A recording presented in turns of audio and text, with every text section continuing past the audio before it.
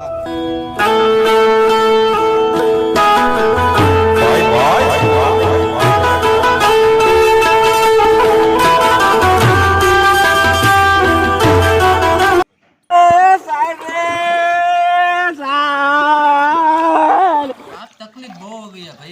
तो अभी आपको खतरनाक सीन दिखने मिलेंगे।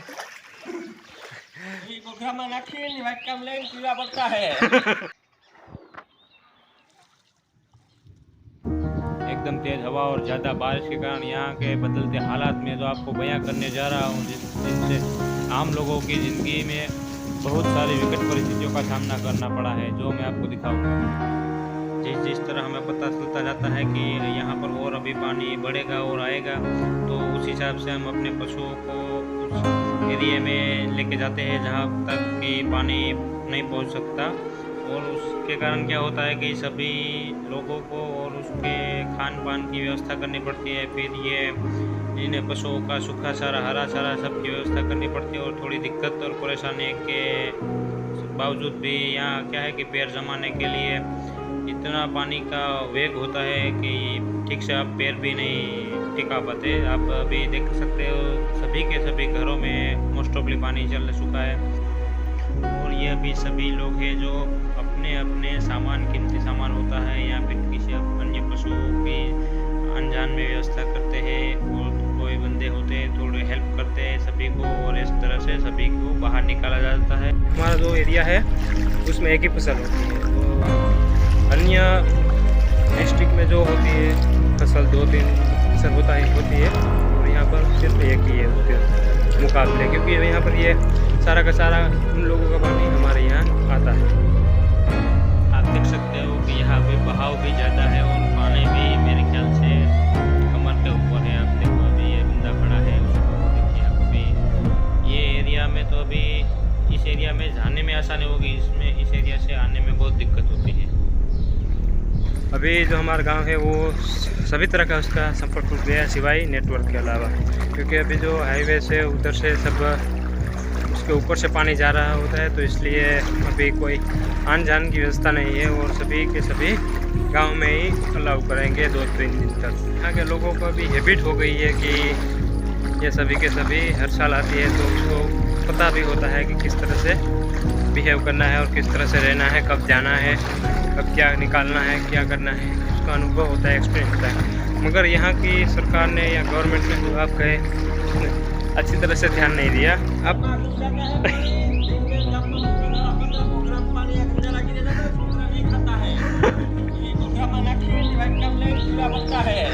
कोड़े होनी चाहिए, वो नहीं है, उसके कारण ये ओवरफ्लो होकर किसानों के फसल बर्बाद कर देती है। और हर साल की तरह इस साल भी सभी किसानों की फसल बर्बाद हो चुकी है।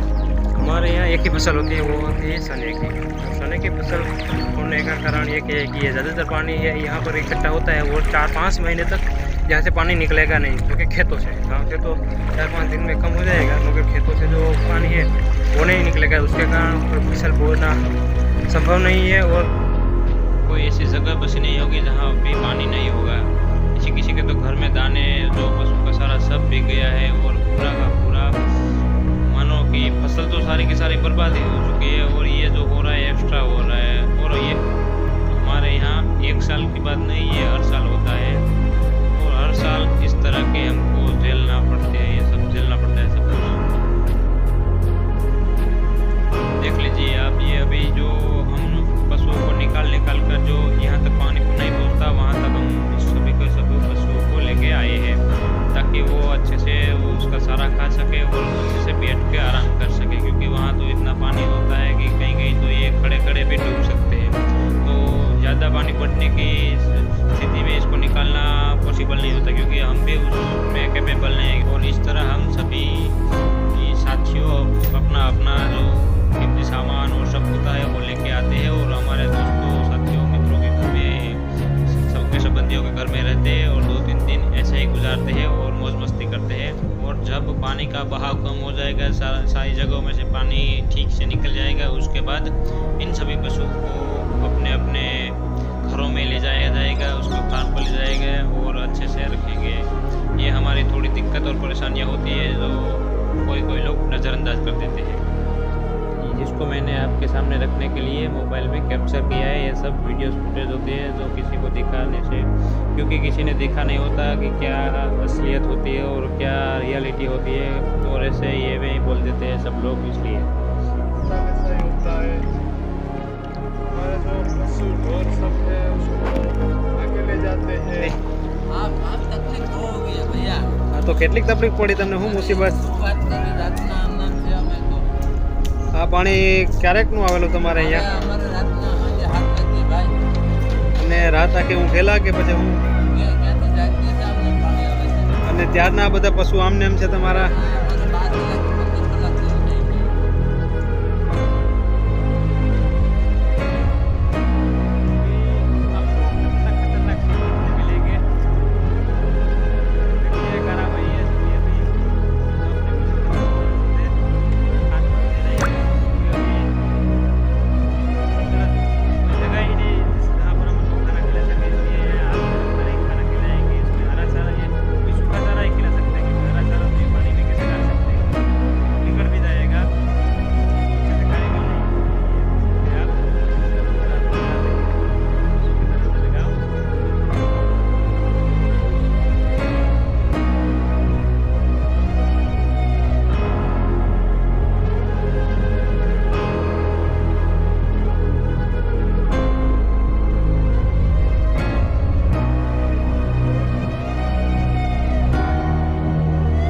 देख सकते हो कि किस तरह हम पशुओं को रखते हैं और उसको संभालते हैं 2-3 दिन तक। और यहाँ क्या है कि बिना लकड़ी के सहारे नहीं चल पाते, क्योंकि वो पैर है वो उसका बहाव में वो उठ जाता है, इसलिए उस लकड़ी को चाहिए हमारे को सपोर्ट के लिए। आप देखो सारे के सारे कोई एरिया अभी अच्छा नहीं है।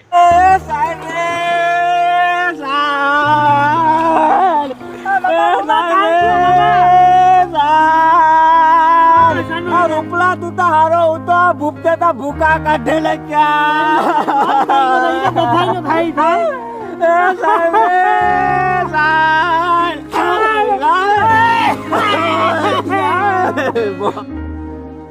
और अभी जो यहाँ के पक्के रास्ते होते हैं एक गांव से दूसरे गांव को जोड़ते हैं, वो उधर अभी हम जा ही नहीं सकते, क्योंकि उस कोसवे के ऊपर से इतना ज़्यादा पानी निकल सकता है कि वहाँ आप जाएंगे तो आप बहाव में जा सकते हैं और आपकी मृत्यु भी हो सकती है।